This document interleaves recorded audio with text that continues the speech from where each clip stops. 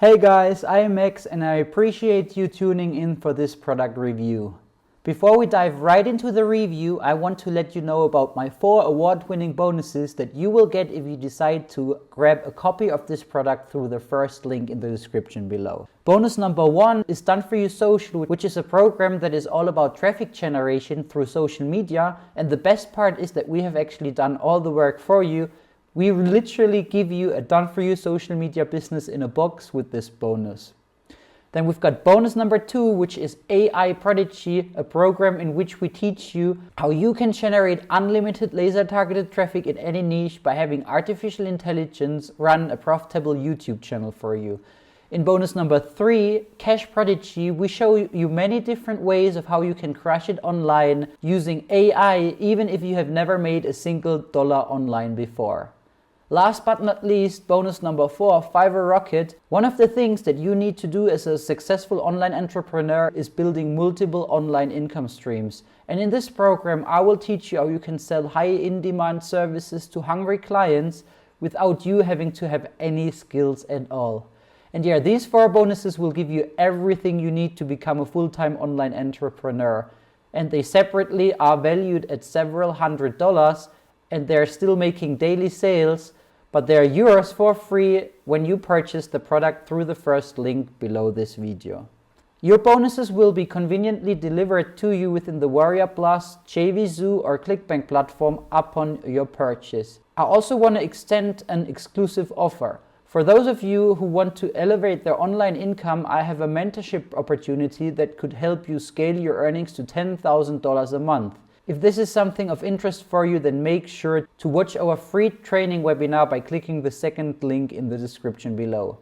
And now let's dive right into the review.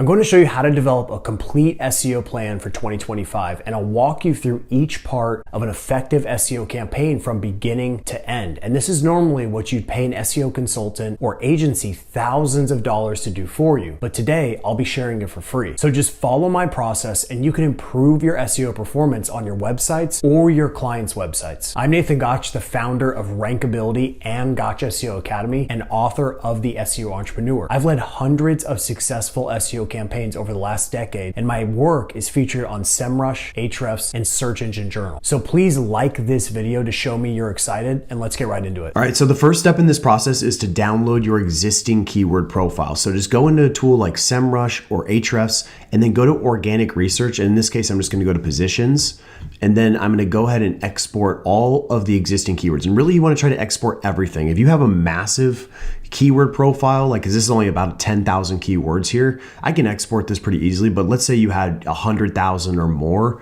you may want to start to mess around with the filters. But for now, just try to export everything. So then just copy and paste all of that keyword data into a Google Sheet like I've done here. And I'll explain how we're going to filter through all of these keywords and prioritize them.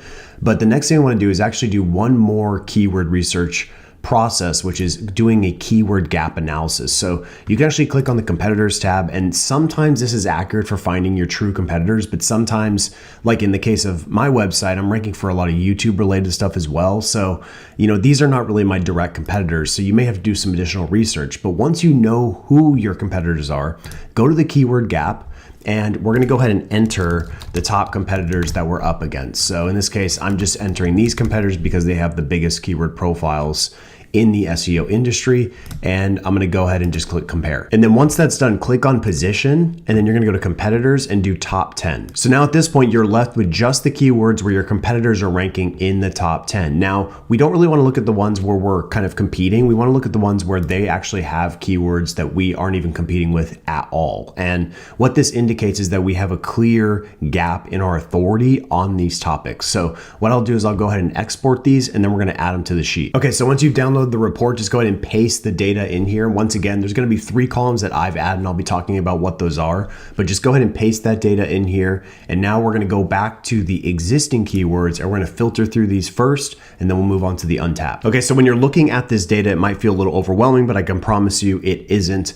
We're going to use a few different techniques to filter through these keywords very quickly. So the first technique that we want to use is relevance. So how relevant is this keyword to the products or services that we're selling or that our clients are selling? Okay, so in the context of what we're looking at here, at least for this example, my business sells SEO training, content optimization software, and a book about how to start an agency. Okay, so those three things are the core ideas that I need to build support around. And so I have to make sure that whatever keywords we prioritize map to those objectives very, very well. Okay, so there's a few ways we can do this. Number one, we need to add a filter, okay? Because we're gonna be able to eliminate a lot of stuff very quickly. So the first thing I want to eliminate is on the position column. Okay, so we're gonna look at this, and if we're already ranking number one, we don't really need to do anything else, okay? So let's just go ahead and eliminate anything that's number one, all right? So that helps us eliminate quite a few. Now, the next thing I want to do is we're gonna wanna start to investigate keywords that are very specific to the things that we're selling. So one thing we can do here is you can actually add conditional formatting. So one way to make this process faster to identify relevant keywords using conditional formatting is you can use a formula to make it a lot faster. So you can go ahead and just copy this, and I'll have it below the video. I'll probably have like a bonus doc, probably based on how many people like the video, I'll release it. But the point is like you can just copy this and use this inside of your Google Sheets. So this template's very simple. You just copy it and then you replace the keyword part with whatever kind of that seed keyword is that we're going to be able to identify our products or our services with. So, and you can see here, this is an example. So I have training in here and I have courses, and you can just go ahead and just copy this little section here and just keep adding commas and just keep adding additional keywords. So here's what that looks like. So you can see over here, I went back to the conditional formatting and I highlighted the column, and you can see I put the whole formula in here, okay? So now I can just go ahead and have these highlighted very easily. So within a few short minutes, I was able to identify a really solid amount of keywords that would be considered critical level as far as us targeting. So we're about 35 different keywords, most of them with different intent, meaning they're going to require their own dedicated page or they already have a dedicated page. And so that's kind of the key here is you don't want to just haphazardly be selecting keywords. You want to be pretty deliberate about it. And notice that a lot of these keywords are very different. So like SEO tools, SEO books, totally different topics, require their own dedicated page. SEO optimization, you know, you could argue could probably be in the SEO tools category, but still something worth marking. And then obviously SEO training is its own separate entity as well. So a lot of these have different intent, and that's really important because if it has different intent, we should have a dedicated page specifically for that keyword phrase. So just go through and identify those critical keywords. And then the next phase of this process, and once again, don't worry about filtering through them quite yet. What we're going to do next is we're going to start to identify more supporting keywords. So these aren't necessarily keywords that are going to drive revenue directly, but they're still going to be in this category of, you know, high, moderate, low, and anything that's in the none category we're probably not even going to focus on. So we're just going to identify some good solid keywords to build topic support around our commercial keywords. Okay, so once you have all your commercial keywords all squared away, the next thing we want to do is think about how we can build support around these commercial pages. So my favorite way to do this is actually to go over here and go to the URL column. So you can actually collapse all of this and just hide it. So we'll hide all of this up until position. And then we're going to go to the URL column and we're just going to go ahead and sort all of this by URL. All right, so as I go through this process, what I want to look for is what I call an intent mismatch. So for example, we're going to look at this URL here and we're going to see that this URL is about best SEO courses. Okay, so it's a list about the best SEO courses. And it's pretty broad, pretty general. But what I want to see is based on the position and the keyword. So for example, local SEO training. Well, clearly this page is not relevant enough to actually rank for this keyword. Hence why it's not ranking well at all. It's, you know, position number 72. So for me, I know for sure that for this one keyword phrase, I can actually build out a dedicated page specifically for local SEO training. So this aligns really well with, you know, the core thing that I sell. So it definitely would fall under that critical category, but I don't have an existing page for it. So we're gonna have to go and build a new page. And so what I do is I continue to look at these ideas that are directly related to this important URL and see, is there anything here that we can actually build out new content for to build more support for this main page. So once you've identified a nice solid amount of keywords, the next part of this process is to actually go through and use data to determine which keywords we should go after and in what order, okay? So I'm just gonna focus in on these critical keywords and show you how I'd go about actually selecting what keywords to go after, okay? So first thing I wanna do is obviously position is a very important one. So actually hide this, and you can basically decide based on a few different types of criteria. criteria. You can go pretty far just by looking at position, search volume, keyword difficulty, and cost per click. There are some other metrics that you can certainly use, and I teach those inside of Gotcha SEO Academy, but I think, as far as doing, getting pretty far, these 4 will help you be able to prioritize pretty well. Okay, so the first one is certainly going to be position. Okay, so what I want to do is I want to see the keywords that are ranking well, because if we have a keyword that's, let's say, ranking in the number 2 spot, it's much easier to lift this from number 2 to number 1 than it is to lift a page that's, number 70 to number 1, right? Because we're just trying to go up one position. Now, keep in mind, every position that you go up in Google, it gets progressively more difficult. So going from, position 2 to number 1 can sometimes be not as simple as it might seem. You might need a significant amount of links, but the point is you're doing something right here. So what I like to do is I like to look at the page and see okay, what are some tweaks we can make? And I'll be talking more about kind of the strategy behind that. But the point is this bucket of keywords from 2 to 15 is where you should spend most of your time initially. Okay. And you can see we've got a bunch of keywords that are ranking here, in the top 100, but they're really not ranking well. Okay. So they're going to be at the bottom of the list for me. And it's basically going to go in this order. So let's just look only at keywords that are from position 2 to 15. So we'll do less than or equal to 15, okay? And what that's gonna do is now we've cut that keyword list down, and now we've been able to, ultimately get more focused here. Now the next one is looking at search volume. So once again, we're gonna go here and we're gonna look at the keywords that have decent search volume. Now, based on what we're seeing here, this keyword SEO books is probably going to be our best option already because, first of all, we're number 2, it has high search volume, and the keyword difficulty isn't super difficult. It's definitely not easy, but it's not insane where we're going to really need a significant amount of backlinks. And it actually does have some cost per click. Okay, so one thing we can do here is on the CPC front is just eliminate anything with a 0.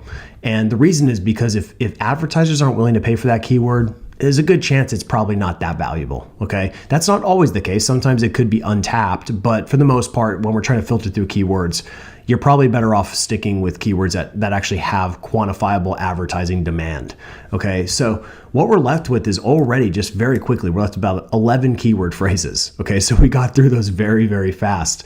Now, what we wanna do is start to look at, some other metrics. So like keyword difficulty. Some of these are really, really competitive, to the point where it would be very difficult to actually rank. So, keyword difficulty of 81, that is way too high. So I'm going to go ahead and do less than or equal to, and I'm probably just going to, since, Gotcha SEO, this is a unique situation that it has significant authority, but we'll just do, less than 50. Okay. That's what we're trying to go for here. And now we're left with the keywords where we can actually probably compete pretty well. So, as you can tell, you can filter through very quickly. We're left about eight keyword phrases. So what I want to do now is see which of these are basically the same URL, and then see, what we can do to improve performance here. Now, based on what I'm seeing, we really just have a few primary keywords to go after. We've got SEO books, which is definitely a good one. So we'll go ahead and highlight that. And SEO content optimization tools also looks like a great one. So we'll actually go ahead and do that one as well. And the other one here is looking at which of these keywords is best for this URL. It looks like probably SEO agency software is a pretty solid pick, okay?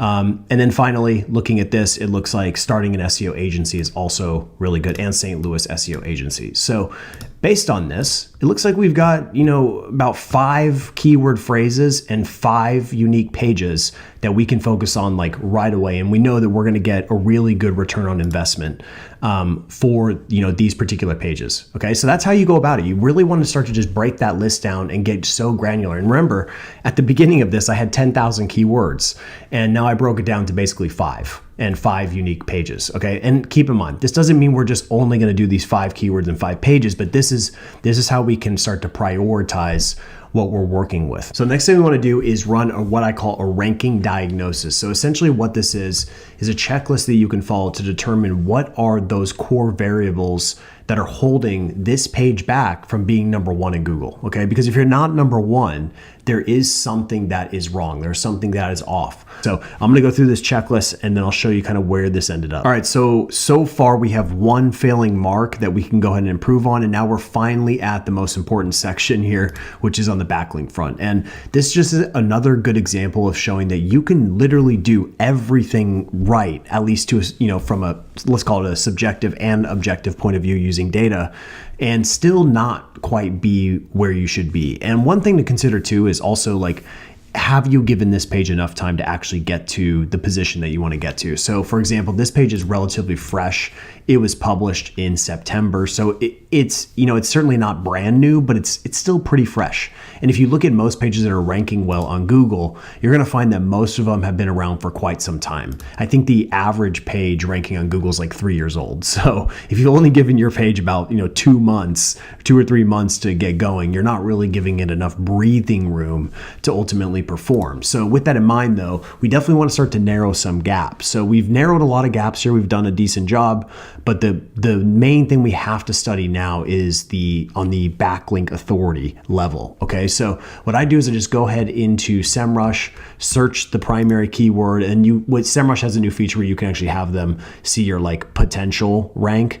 And according to SEMrush, like they claim I can never get beyond position 10, which of course is not true, but this is why you got to be careful with these metrics. All right. So first thing I want to look at is the overall strength of backlinks going to the individual URLs. So you can see here there's domain and URL. Let's start with just the URL. So what I'm looking at here is in the top 10, I want to see kind of like what's the average, what's the ballpark of referring domains going to the ranking URLs. And based on what we can see, it's quite a wide range. So we definitely need to use a median referring domains because we've got, one site here that's got 5,400, and then we've got another site that has 0, and then another one has 10. So it's a wide range, but we can assume it's going to be pretty significant, right? So let's say, maybe 50 referring domains, give or take, maybe even as high as 100 if we were to get the median, okay? So between 50 and 100, more than likely, based on my very quick, probably wrong math there. But the point is like ballpark area. Okay, so then we're going to look at us and see where we're at, and we're only at 15. Okay, so more than likely, we're going to need to acquire more backlinks to this specific URL if we really want any chance to actually perform here. Okay, so I'm going to go ahead and mark that as a fail, and we're going to look at the one here, which is, does the page have enough high quality backlinks to rank? So this is purely based on volume, not based on looking at the individual backlinks and seeing the quality of them, and which is a totally separate process altogether. But for now, we're just looking at purely based on volume. Okay, and what we want to do next is look at the overall domain strength. All right, so we're going to go back here and we're going to look at the domain level and see roughly what we're looking at. Okay, so once again, getting a ballpark idea and seeing like, are there any other competitors in here that are within our range? Okay, so we have this site here that's actually ranking number 2. They're doing really well, and they have a domain authority score of 22. So they're not really strong at all. And in fact, if we look at our site, we're actually at a 37. So we're actually winning at least against one competitor in here, and that's a really good sign. Okay, but that's just one, and that's why we can't just look at one competitor. We need to look at everyone.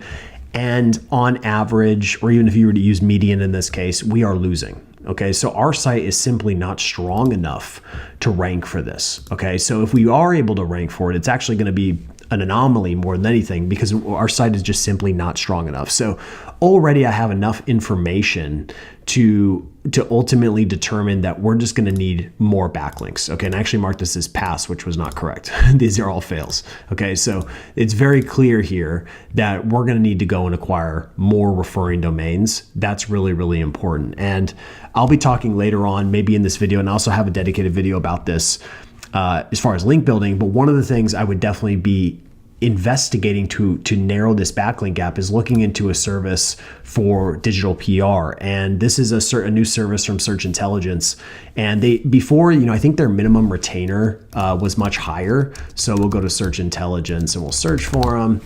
And I believe it was a lot more. It was like $5,000 per campaign. So this is actually a new service they just launched that's much more applicable for small business owners or even white labeling for agencies. Okay, so definitely much more affordable, but still that same really high caliber of work that they do. And these are the types of links that you really want to get, because if you look at it, like they're going to give you 5 links over the course of 3 months, but you're going to get at least 2 DR70 links. Now, just to put this in perspective, a DR70 link is really, really strong, because to get a DR70 takes a significant amount of backlinks to build that level of authority. So it's much better to get 1 DR70 backlink or 1 backlink from a DR70 website than it is to get like 100 DR20s. Okay, like mathematically it's actually better just to get 1.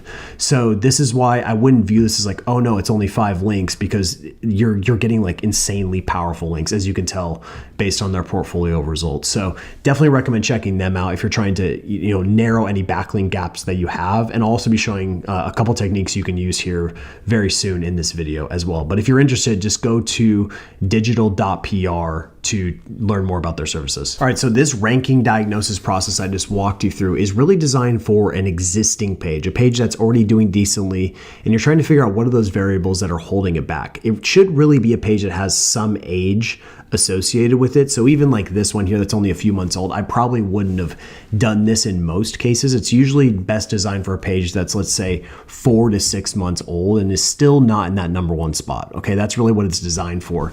And if you're, obviously you could build this yourself, or you could just actually make the investment and get my full SOP and template. I'll have a link below the video where you can get access to this entire thing. This is the second version of this ranking diagnosis checklist, and it keeps getting better every version, but this is the current version, so you can get access to it below. But for now, what I want to do for the rest of this process is I want to show you how to actually build an SEO piece of content from scratch. Okay, so this one here is already done. We're trying to figure out like what are those variables that are holding it back. But now I want to show you, like, we're going to pick a keyword, obviously from our database here that we initially found, and we're going to actually build that from scratch. I'm going to show you that exact process from A to Z so you can see what that looks like. So for this demonstration, I'm going to be targeting the keyword why dentists should invest in SEO, and I'm going to build an SEO content asset from scratch. So let's dive right in. So step 1 is run the keyword through Rankability's content optimizer. So for the first draft, just copy the NLP keywords from Rankability and use this prompt in ChatGPT to create an SEO content outline. Then copy the word count from Rankability and have it produce the first draft. It'll produce something average at best, and when you run it through originality.ai, it'll likely come back as 100% AI. I don't recommend publishing this on your website. So instead, I'm going to show you a few different iterations of this. First, write a custom intro for the asset. And your intro is one of the most important parts of your entire SEO content asset, and it's time well spent making it as good as possible. So just by changing the intro, the content is already not registering as 100% AI. But now let's go to the next level and rewrite a few sections. At this point, it's hard for the tool to detect AI, and you could theoretically stop here, but I don't recommend that, and I recommend focusing on getting maximum quality for your SEO content. So now I'll rewrite the entire asset, and to no surprise, it registers as 100% original because I actually wrote it. So as you write, think about ways to naturally integrate the NLP suggestions from Rankability. And sometimes it takes rewording a phrase, or other times you'll need new sentences or paragraphs to cover the topic. All that matters is that you cover the topic, and don't worry about how many times you mention a specific keyword. Then once you've hit the optimal Rankability score, I recommend running the draft through Hemingway Editor to improve the readability. And after that, it's time to upload and format the content in your CMS. And this is actually where the magic happens, because there's art and science to creating engaging content. A few techniques you'll notice that I use are short paragraphs, headings, bullet points, numbered lists, custom graphics, videos, and pattern interrupts with statistics or quotes. Use every weapon you have to keep the user engaged. So here's what the finished product looks like. And just to show you the power of human written content developed with NLP, here is where the page is already ranking within 7 hours of publishing. All right, so the next thing you want to do is run a screaming frog crawl. So you have to integrate some APIs. I recommend doing the Google Analytics API, the Google Search Console API, the PageSpeed Insights API, Ahrefs API, and if you want to learn how to do this as well, would be one of the large language models. So in this case, OpenAI, and I'll show you what this kind of looks like. So in the prompt configuration, I went ahead and added a few prompts in here, and basically what this will do, it links up with ChatGPT or OpenAI, and it will work with you as it runs the crawl. So I'm going to be looking at the intent of the page. I'm going to be looking at the sentiment of each page, and I'm also going to be running some EEAT standards for this page. So I'll have this prompt here below the video, but this just like elevates your crawl to the next level. Okay, so if you can do this, I would highly recommend. You will have to pay extra with OpenAI, but it's like really, really minimal for credits. Now, keep in mind, if you're crawling an enormous website, it's going to cost you probably a lot of money. So just be careful on that front. But if it's a smaller website, there's really no reason that you shouldn't be using this data to your advantage. All right, so once the crawl is complete, just go ahead and paste it into a Google Sheet.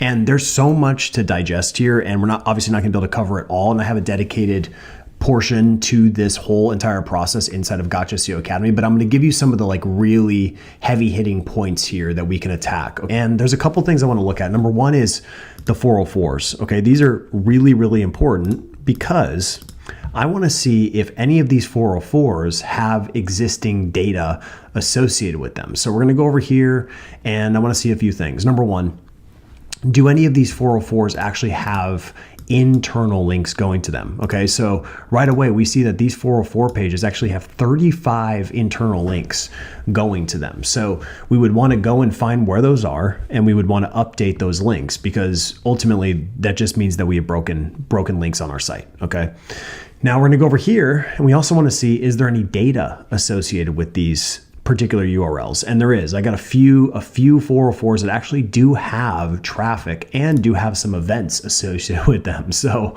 definitely want to 301 redirect the ones that have data. Okay. And finally, want to see, do any of these URLs have backlinks? Come to find out, there actually is a significant. There's about 54 referring domains going to these 404 pages. Okay, so what that tells me is we need to find a home for these URLs. We need to 301 redirect these somewhere to a page on our site, basically all of them, because there's data associated with all of them. So start here. This is just classic, really the focus is 404 link reclamation, but I actually prefer just to look at it as like, do these URLs have anything that's worth salvaging? And if so, we need to run some 301 redirects. So the next column I would take a look at is the word count column. So we can actually sort this from A to Z, and we want to see, are there any URLs here that are, have very, very little content on them, potentially causing a thin content situation. And in most cases, as long as you don't have significant scale of this going on the site, then you're probably going to be fine. And I don't have a lot of pages on my site, so there's not really going to be anything that's super damaging here. And plus, even a page that technically has a low word count is not necessarily a bad page per se, because like we have this page here that's for Chris Dreyer, and you can see like this is based on, he's a member of being, in the academy. So this is his testimonial, and yeah, it's very thin, but it actually serves a purpose. It's a bottom of the funnel objective. So we wouldn't get rid of this page. There'd be no reason to do that. Okay, so there is certain utility in having, pages that are not just SEO driven all the time. All right, so don't just see low word count and assume that it's bad. Okay, next thing is looking at crawl depth. All right, so we'll do Z to A, and basically what I want to see is like if there's any pages that are more than 3 clicks deep, then we need to do something about them. And come to find out, we've got quite a few. We've got a lot of pages that are way too deep into the architecture. So what this tells me is we're gonna have to go and push these further up into the architecture, because this will get Google to crawl and index these pages at a higher rate and more efficiently. Okay.